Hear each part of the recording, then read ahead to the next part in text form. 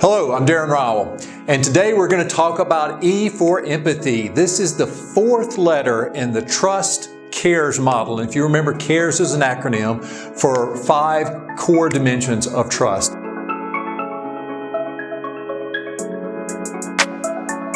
Now let's talk about a common definition for empathy first. When I think about empathy, the definition that I use and that resonates most with me is the ability to experience someone else's reality from their point of view. So think about that for a minute. So empathy is the ability to experience another person's reality from their point of view, okay?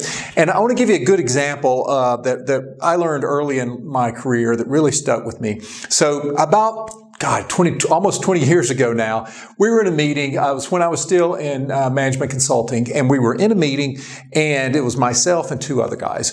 And we were just, the other guy and myself, we were just going at it with this third guy. He just couldn't seem to get the point that we had already reached where we needed to go with a key project.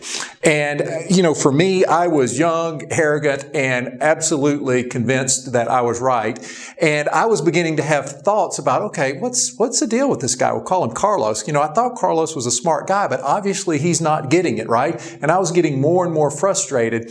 And in the midst of all this tension and heat in the meeting, the guy that was actually aligned with me on the perspective, he said, "Hey, stop, time out." He said, "Carlos, you're a smart guy and you're a great team member." He said, "What I just realized is that obviously I'm not getting it." He said, "If you could, let's just stop." He said, "Help me see what you see." He said, "Because I think if you could help me see what you see," he said, "I think I could probably get it then." And man, as soon as he said that, everything just switched in my mind, and I realized, wow, I am getting brought to school right now on something. And so I sat there and watched, and you could see Carlos. Carlos just sort of relaxed, right? And he said, "Okay, well, here's what I see." And he started explaining his version of reality. And although we had argued about this before, as he began to explain his version of reality, we started to actually see a third path that none of the 3 of us had thought about. And we actually changed the direction that we were both lobbying for to come up with this third path to move forward. Now, let me give you a quick framework that helps me think about how to understand someone else's reality from their point of view. I use a really simple acronym, maybe not the sexiest in the world. The acronym's actually DIE, D-I-E.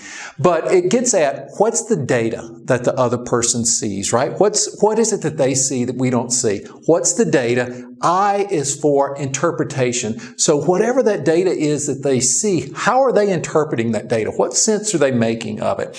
And the third is the E, is what's the emotion that they're experiencing? What are the wants, the needs, and the fears? So if you can start to just use that simple framework, D-I-E, right? So it is what's the data? What's the interpretation that they're giving to the data? And then what are the emotions? That starts to really give you a better sense of where that other person may be coming from, and possibly an even better way to interact with them and to move forward. Okay, so that's E for empathy. Hope you found this video useful, and we look forward to seeing you in the next one. Take care.